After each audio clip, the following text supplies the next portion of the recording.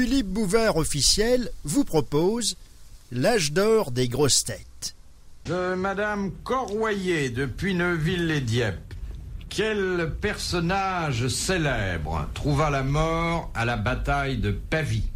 C'est Bien tout simplement. Bayard. Non, le connétable de Bourbon. Le maréchal de... Non. Saxe. Un roi. Charlemagne.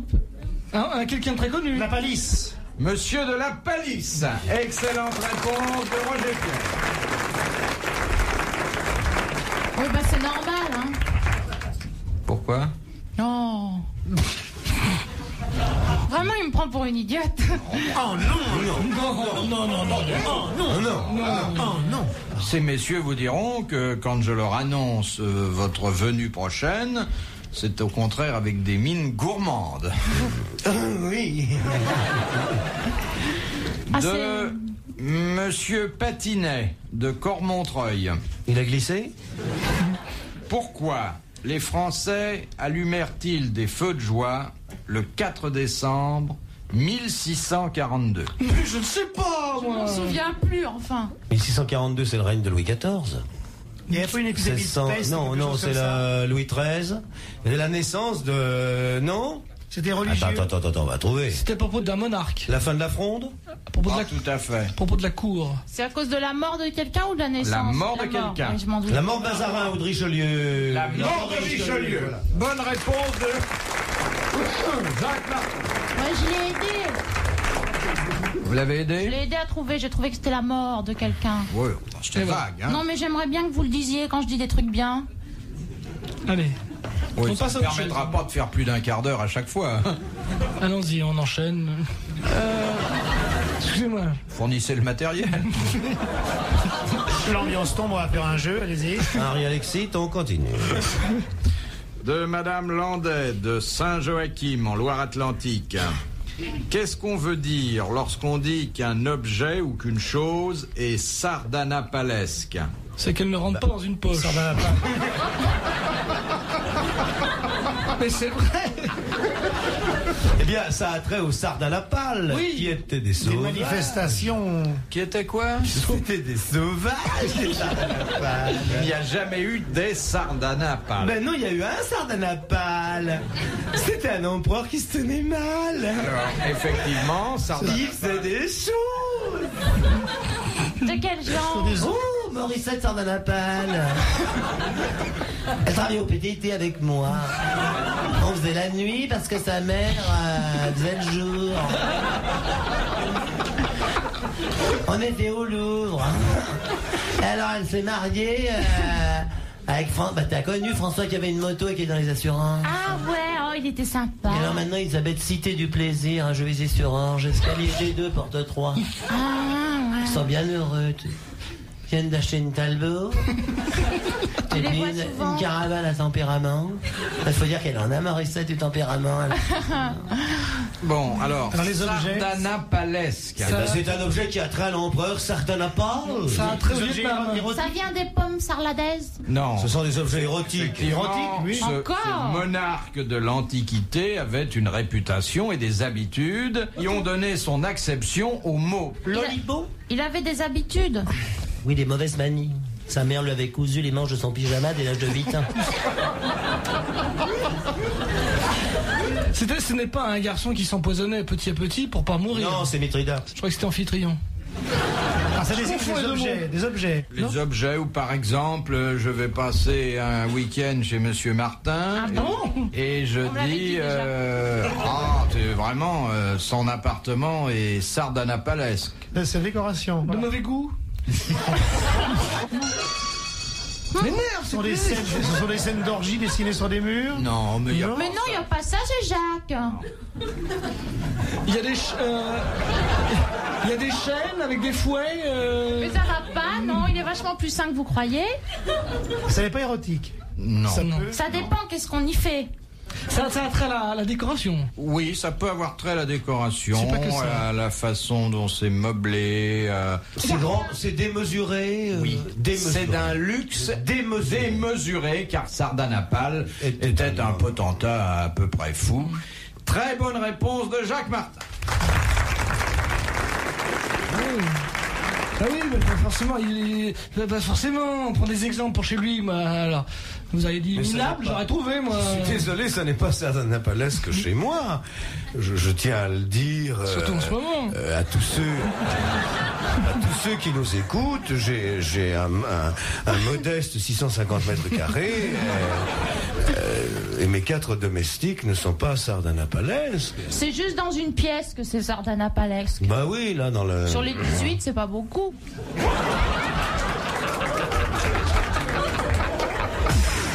RTL. De Madame Vervlode, de Croix, dans le Nord, qui fut candidat au prix Nobel de la paix en 1935. Hitler. Hitler. Très bonne réponse de Gérard Jugnot.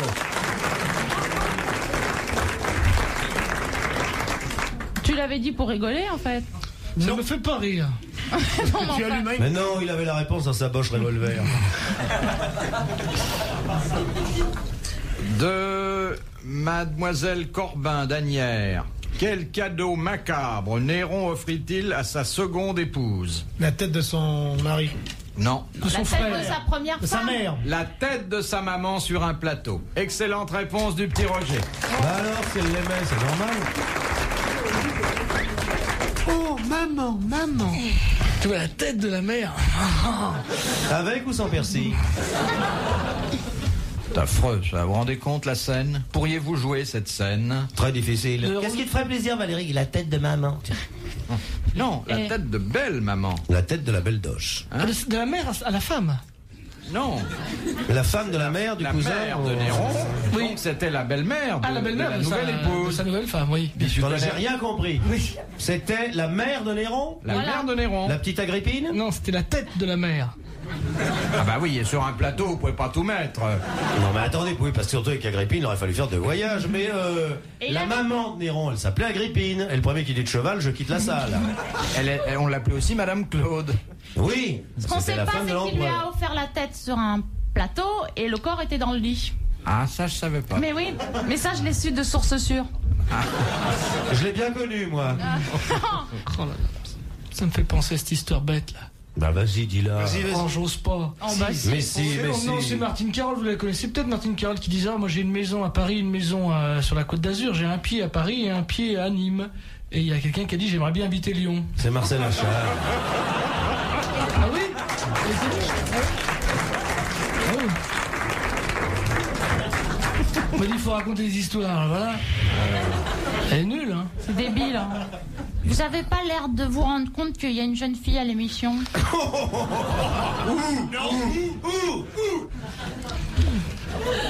Un type prétentieux qui dit à un ami, alors regarde, tu vois, ça c'est ma propriété, tu vois, ça fait 130 hectares.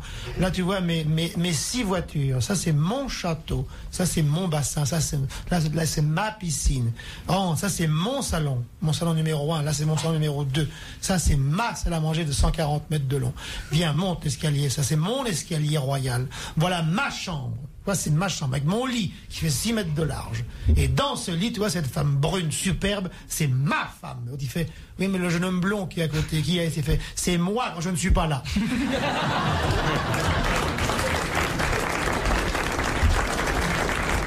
Je craignais le pire, je connaissais une autre chute. Est-ce que tu connais cette histoire charmante du petit garçon qui se demandait à quoi pouvait bien servir le nombril? Alors un jour qu'il sortait du bain, qu'il était tout nu, il se disait mais à quoi ça peut servir le nombril? Alors il a pris un tournevis et il a dévissé son nombril. Et quand il s'est levé, son cul est tombé. C'est mignon, C'est ça. épouvantable. Con, il a remonté après. T'es très bricoleur. Tu sais qu'il y a beaucoup d'enfants qui sont livrés avec les fesses en kit.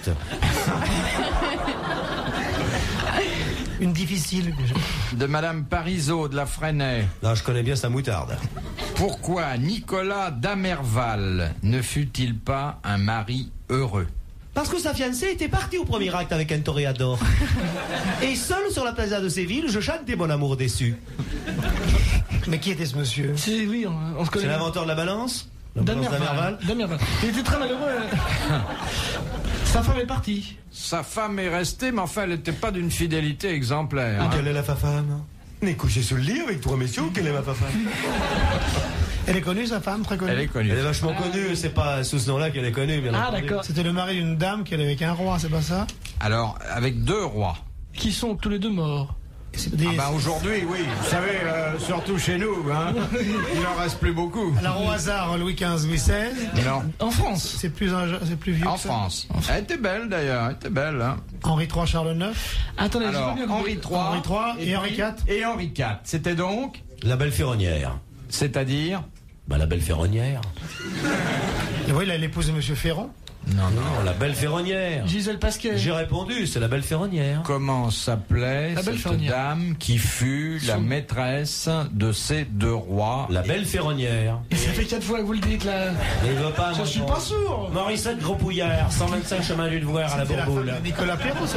Ferrand. Ouvert uniquement de 6h à 8h. Ravagnac. Mais non. Ravagnac, la mouquère. Donc, si j'ai bien compris, en résumant. Gabriel Destré, bonne réponse de Jacques Martin. Gabriel Destré, remerciez la salle. Bonne réponse de Jacques Martin. J'ai dit Henri III et Henri Je vais IV. prendre un brin de foule, prépare une serviette. Ah oui, le petit Roger mérite aussi qu'on l'applaudisse. Hein. Il avait dit le nom des deux rois. Qui c'est qui a trouvé la belle ferronnière? Et qui c'est qui a pris Henri III et Henri IV? Et qui c'est qui savait pas? Dans la nuit. Philippe Bouvard, officiel, vous remercie de votre fidélité et vous invite à vous abonner. Monsieur Vallet de Belgique, voulez-vous me dire de quoi est composée la famille des périssodactyles? Dans la famille des périssodactyles, je voudrais le père. Il y a la mer. Ce sont les oiseaux? Non, C'est pas les pyrodactyles. Hein. C'est des poissons serpents. non. Alors, ce sont les mammifères, monsieur? Spirisso. Ce sont des Ce mammifères. sont les mammifères. Petits. Ah, c'est important.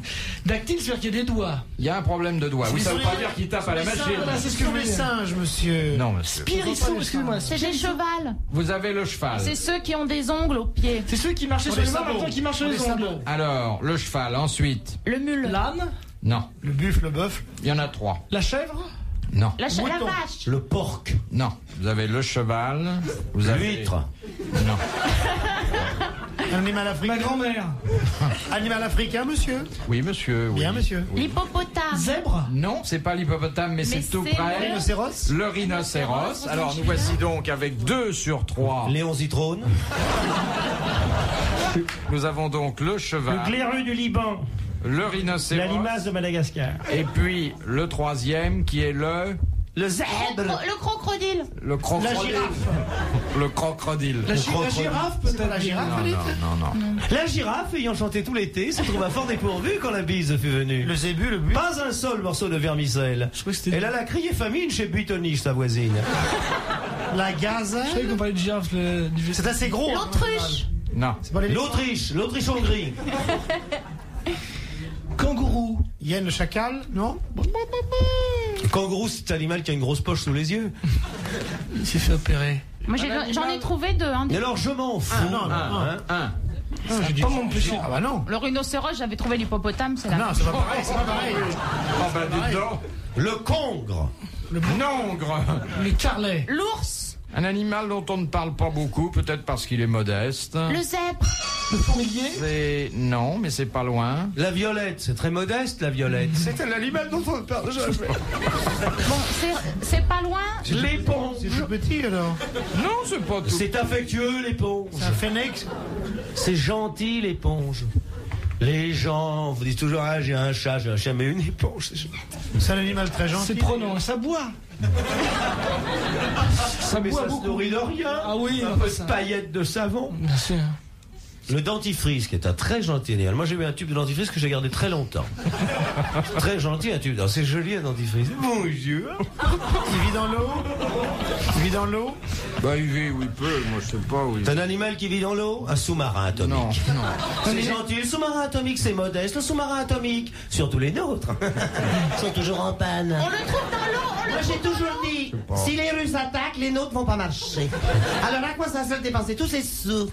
Franchement.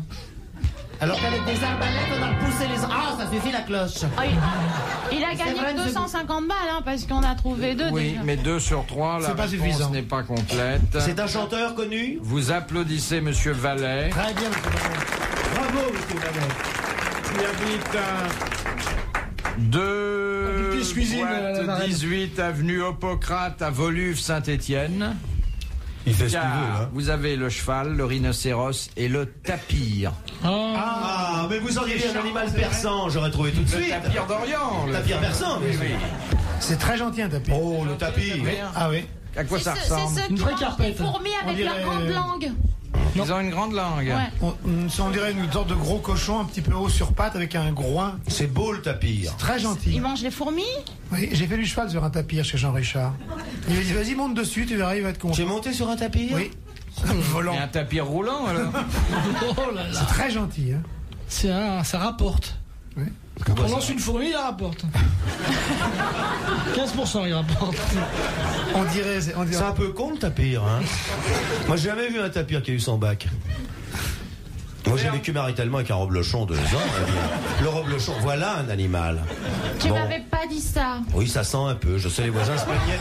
Mais le reblochon est un animal très doux. Avec ses yeux bleus d'Auvergne. Vous auriez pas été plus heureux avec un gruyère? J'ai essayé avec un gruyère, mais c'est pas possible. Puis ils toussent, il y a des trous. Le gruyère tousse, il y a des trous, il y a des courants d'air. Puis ça transpire. Hein. Ah, le gruyère. Oh là là. Faut tout le temps de changer de chaussettes.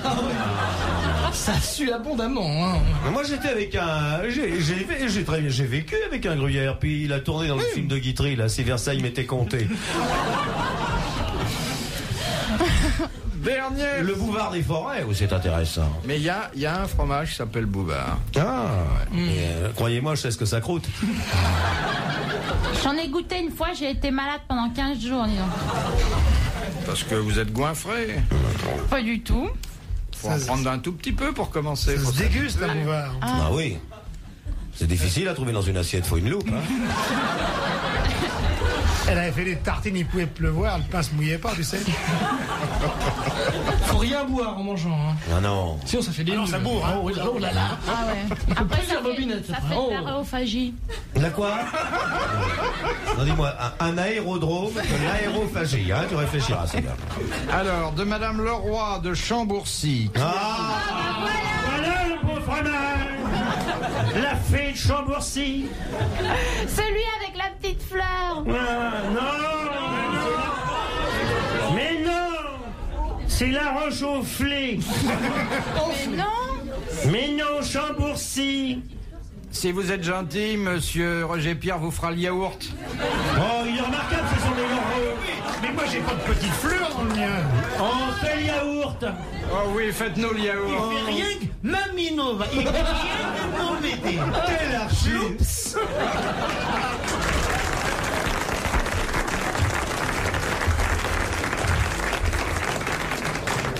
Mesdames, Mesdemoiselles, Messieurs, bonsoir.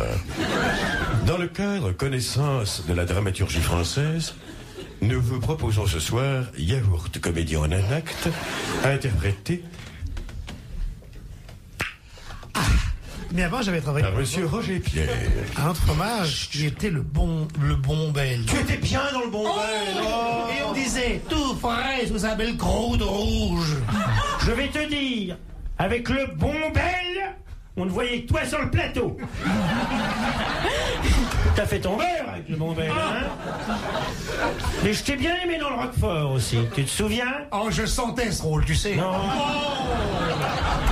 Je le sentais, tu sais. C'est un acteur qui a fait toute sa carrière dans les pâtes molles.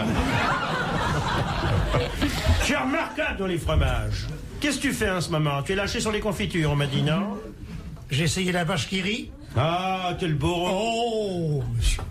Il fallait des boucles d'oreilles. C'était lourd, tu sais. Tu as fait la vache qui rit aussi. C'est vrai, quelle carrière. J'ai fait la vache qui rit. Quand Brialy va faire ta nécro, au revoir Roger Pierre. Toi, que nous n'oublierons jamais, inoubliable interprète de la vache qui rit, le fromage qui sourit. Le yaourt, c'est quoi le yaourt? Maminova. Oh, mamie. Maminova. Il fait rien que de m'embêter. Chloups. Mais Schloup, c'est de toi ou c'était... C'était de moi, Chloups. C'est une impro. Dis, laissez-le improviser. Et tu as fait Schloups. J'avais droit qu'à un mot. Et comment ça t'est venu, Schloups? Eh ben, j'ai proposé Schlaps, Schlips, Ah, non. Schlups, et ils ont pris Schloups. Et c'est beau, Schloups. Oh, ça va loin, Schloups. Tu peux le redire? Oh, avec joie. Schloups. Il n'y a que lui pour faire ça. Parce qu'il faut imaginer la bouche qui est dégoulinante. On dirait qu'on te décapsule. Tu sais que tu pourrais proposer ça à un soda? Bon, dernière citation de Madame Leroy, donc de Chambourcy, qui a dit « Le comble de l'orgueil, c'est de se mépriser soi-même. » Courteline. C'est très vrai. Et ça, c'est très vrai. Sacha Guitry, Lucien Guitry. un grand auteur. Ah, un des plus grands. Victor Hugo. Balzac. Son œuvre n'est peut-être pas immense, mais quelle œuvre. Proust. Non. Saint Thomas d'Aquin. Saint François d'Assise. Balzac. Non. Mais Paul Goethe. faites pas d'imprudence, vous, hein. C'est un immense auteur. Ouais. C'est un poète. Non. Lamartine. C'est un romancier. Romancier. Mais marrant. Flaubert. Flaubert. Gustave. Très bonne réponse de Gérard Junior. Il est fort, il est très fort. D'accord.